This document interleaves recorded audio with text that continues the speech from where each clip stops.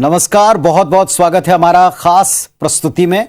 हमारा आज का खास कार्यक्रम 100 वर्ष अटल सदैव में आप सभी का हृदय से स्वागत करते हैं। मैं पुनीत पाठक हूं।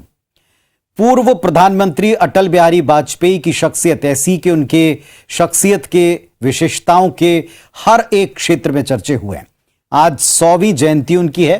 पूरे विश्व में यूं तो उनके प्रशंसक रहे हैं, राजनीतिक जगत के अलावा भी, लेकिन आज पूरा अटल जी को नमन कर रहा है, उन्हें याद कर रहा है।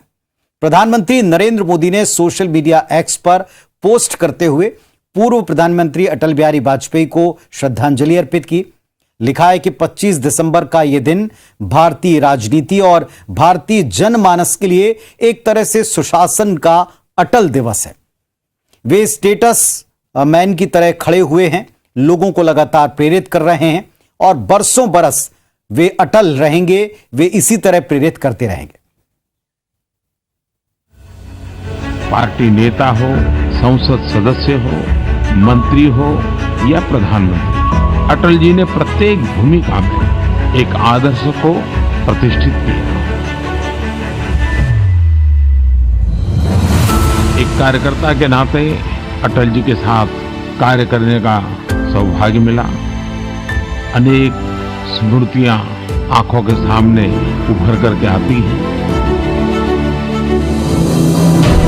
अटल जी की जयंती के उपलक्ष्य में आज देश गुड गवर्नेंस डे, सुशासन दिवस के रूप में मना रहा है। गुड गवर्नेंस का मतलब होता है जब शासन के केंद्र में सत्ता भाव नहीं, सेवा भाव। जब साफ नियत से संवेदनशीलता के साथ नीतियों का निर्माण हो, हर हकदार को बिना किसी भेदभाव के उसका पूरा हक मिले। गुड गवर्नेंस का यही सिद्धांत आज हमारी सरकार की पहचान बन गई। हम अपना दायित्व निभाएं, अपने लक्ष्यों को प्राप्त करें, यही सुशासन और यही आज का दिवस अटल जी को स्मरण करते हुए हम लोगों का संकल्प होना चाहिए। यही जनता की अपेक्षा है, यही अटल बिहारी वाजपेयी की हम सबको शिक्षा है। अटल जी के जन्मदिन पर मैं उनको प्रणाम करता हूं। मैं समस्त देशवासियों को सुशासन दिवस की भी बधाई देता हूं। तो प्रधानमंत्री नरेंद्र मोदी जी को आप सुन रहे थे। अटल जी के जन्म दिवस पर जो संदेश उन्होंने दिए, जिस तरीके से अटल जी को याद किया, उनके व्यक्तित्व के बारे में उनके साथ कुछ अनुभवों को साझा करते हुए बात रखी और सरकार आज भी उन्हीं के सिद्धांतों पर कैसे बढ़ रही है, इसका भी जिक्र किया। अटल बिहारी वाजपेयी का नाम किसी भी परिचय का मोहताज नहीं। वे अटल हैं, वे एक स्तंभ हैं, साहित्य से लेकर सियासत तक। इस महान शख्सियत ने अपनी प्रतिभा और कार्यकुशलता का लोहा मनवाया। उन्होंने सांसद से लेकर देश के प्रधानमंत्री तक का सफर तय किया, पूरी गरिमा के साथ।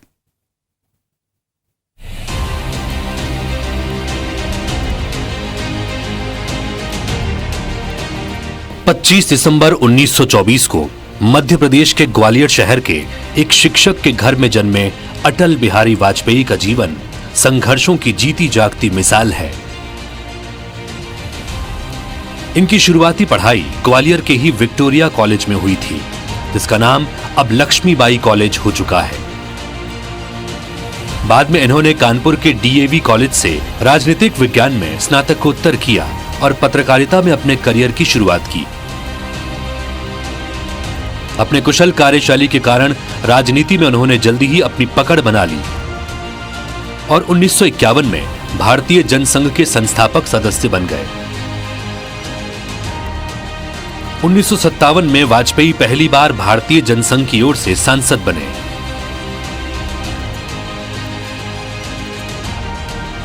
1967 से 1973 तक वो भारतीय जनसंघ के अध्यक्ष रहे। इस दौरान विपक्षी पार्टी के दूसरे और नेताओं के साथ इमरजेंसी के दौरान वे भी जेल गए। 1977 में जनता पार्टी सरकार में उन्हें विदेश मंत्री बनाया गया। इस दौरान संयुक्त राष्ट्र में उन्होंने हिंदी में भाषण देकर भारत को नई पहचान दिलाई। पूरब में उगता है सूरज, पश्चिम के तम में लय होता है।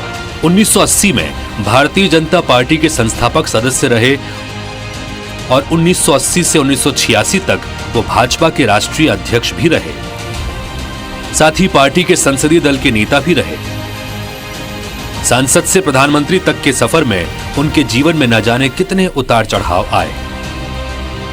1984 में वाजपेयी ग्वालियर से चुनाव लड़े, जहां उन्हें माधवराव सिंधिया से, लेकिन सियासत में उनका संघर्ष जारी रहा।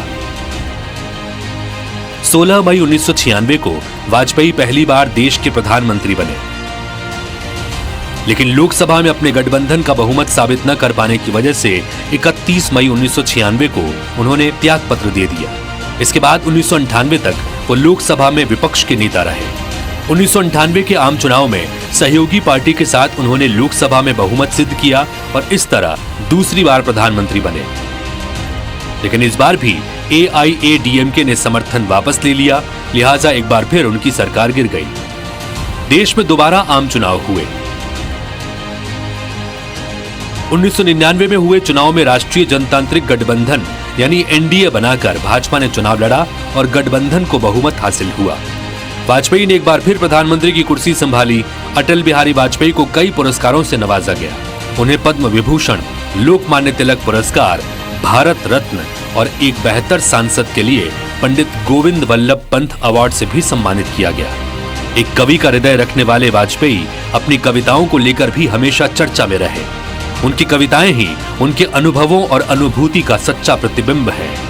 हार नहीं मानूंगा, रार नहीं ठानूंगा, काल के कपाल पर लिखता मिटाता हूं, गीत नया गाता हूं। Bureau report IBC 24। एक दृढ़ व्यक्तित्व लेकिन साथ में संवेदनशील कवि भी, ऐसा अनूठा संगम भला कहां होगा।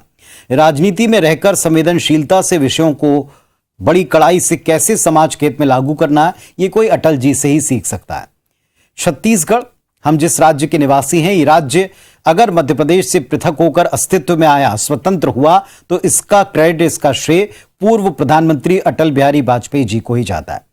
अटल जी को अगर नए छत्तीसगढ़ का निर्माता कहें तो ये अतिशयोक्ति या अनुचित नहीं होगा। जब भी छत्तीसगढ़ राज्य के निर्माण का जिक्र होगा, अटल जी का जिक्र भी होगा। वे सदैव याद किए जाएंगे।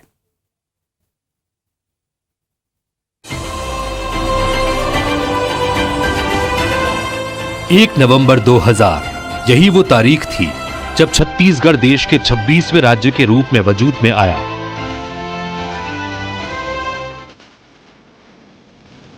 छत्तीसगढ़ की इस नई यात्रा के सूत्रधार बने तत्कालीन प्रधानमंत्री अटल बिहारी वाजपेयी। छत्तीसगढ़ राज्य बने 24 साल हो चुके हैं और आज भी पूरा प्रदेश उन्हें राज्य निर्माता के रूप में याद करता है।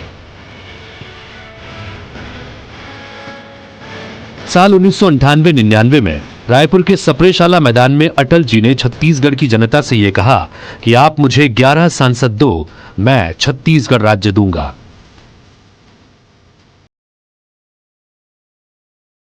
चुनाव के बाद NDA की सरकार बनी और अटल बिहारी वाजपेयी प्रधानमंत्री बने।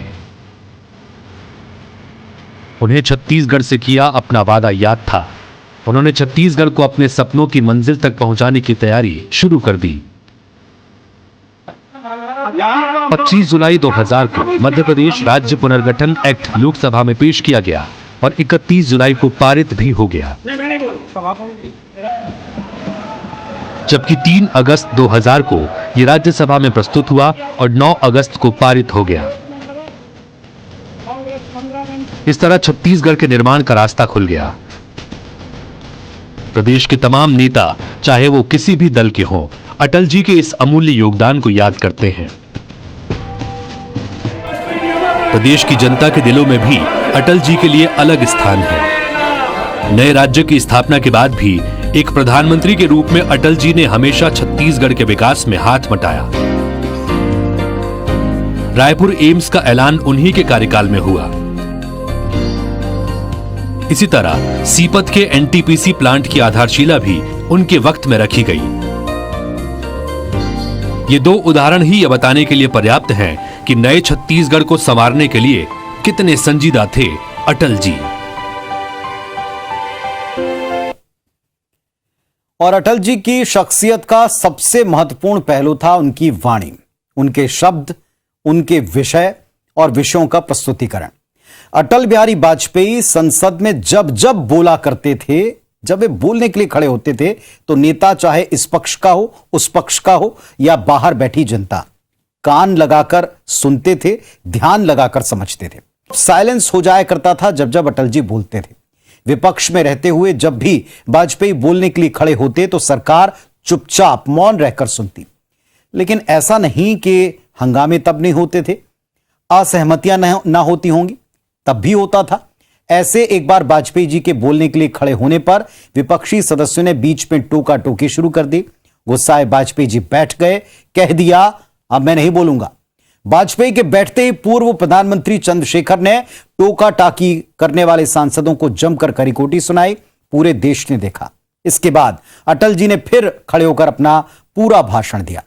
ऐसे अनगिनत लम्हे हैं जब सदन के भीतर अटल जी ने अपने भाषणों से सबको स्तब्ध कर दिया, हर किसी को सुनने पर, समझने पर विवश कर दिया। अंतर का भी चलेगा ही। तो यहाँ हम लोग बैठे हैं ना, यहाँ तो हम लोग बैठे हैं, विषयांतर का भी क्या हम लोग इसका, तो मैं आगे भाषण नहीं करूंगा। अटल जी नहीं, मैं नहीं बोलूँ। सभापति जी, मेरा एक निवेदन है, ये तरीका नहीं। 40 मिनट हो गया। हमारे देश से बहुत से लोग चाहते हैं कि अटल जी अपना भाषण पूरा करें, और 40 मिनट में इस तरह टोका टोकी हुई।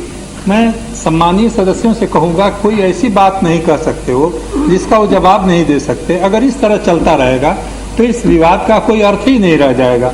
मेरा निवेदन है कि अटल जी के भाषण में जो बार बार हस्तक्षेप हो रहा है, मेरी निवेदन अगर स्वीकार करें तो सदस्यों को शांति से सुनना चाहिए और उनको आप समय दीजिए, जो जवाब देना चाहे वो जवाब दें।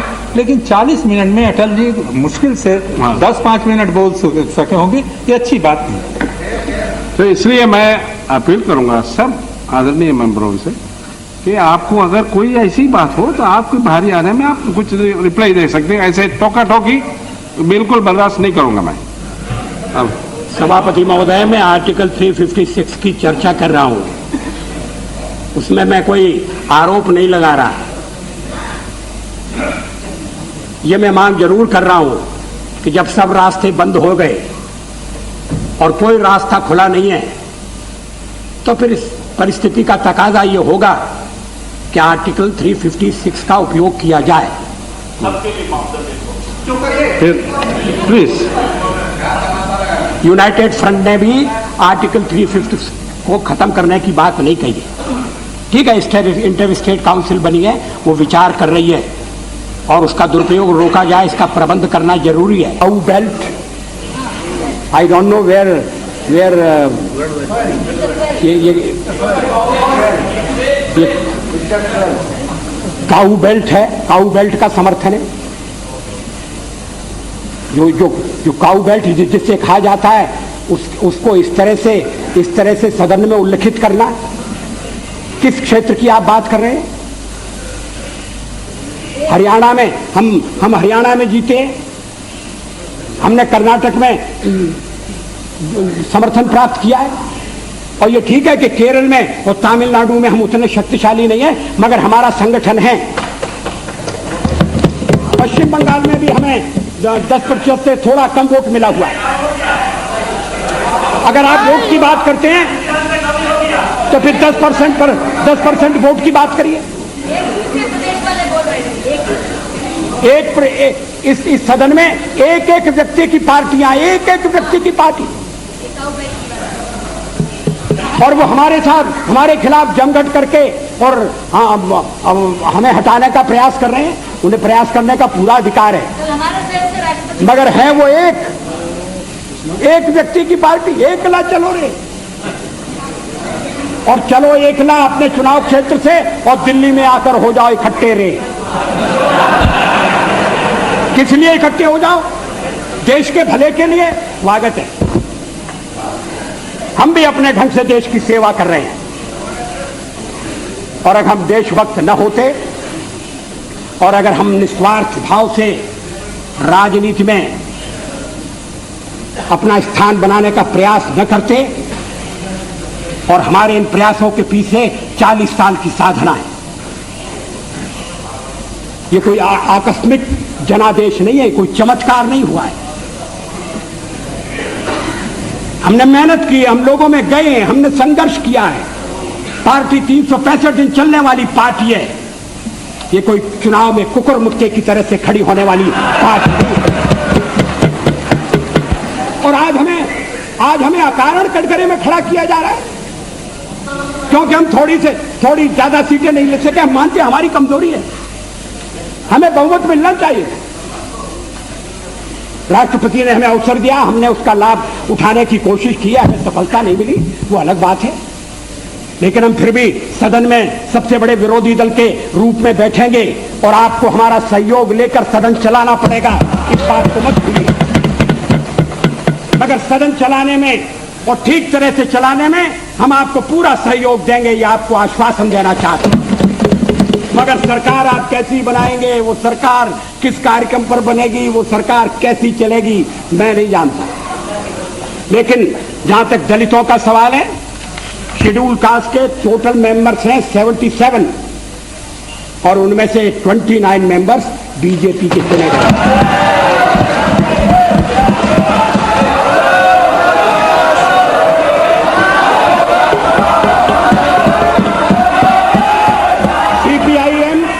सीपीआईएम के 5 मेंबर हैं, सीपीआई 1 मेंबर है, कांग्रेस 15 मेंबर है, जनता दल 7 मेंबर है, और सबसे ज्यादा हमारे मेंबर हैं।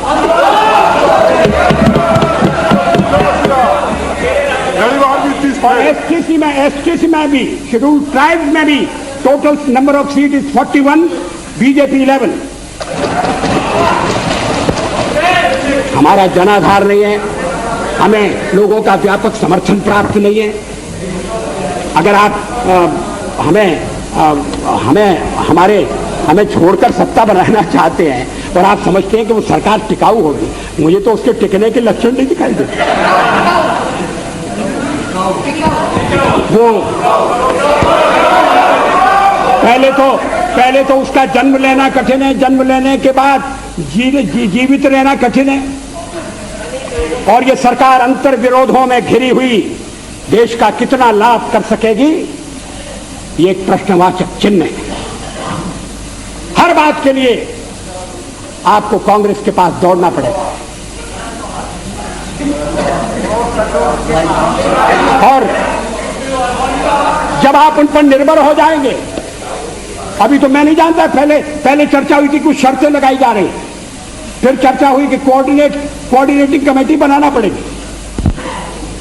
फ्लोर पर भी हम लोग कोऑर्डिनेशन करते हैं, उसके बिना तो सदन नहीं चलता। आप सारा देश चलाना चाहते हैं, बड़ी अच्छी बात है, हमारी शुभकामनाएं आपके साथ हैं। हम अपने देश की सेवा के कार्य में जुटे रहेंगे। हम संख्या बल के सामने सर झुकाते हैं और आपको विश्वास दिलाते हैं कि जो कार्य हमने अपने हाथ में लिया है, वो जब तक राष्ट्रीय उद्देश्य पूरा नहीं कर लेंगे, तब तक विश्राम से नहीं बैठेंगे, तब तक आराम से नहीं बैठेंगे। अध्यक्ष महोदय, मैं अपना त्यागपत्र राष्ट्रपति महोदय को देने जा रहा हूं।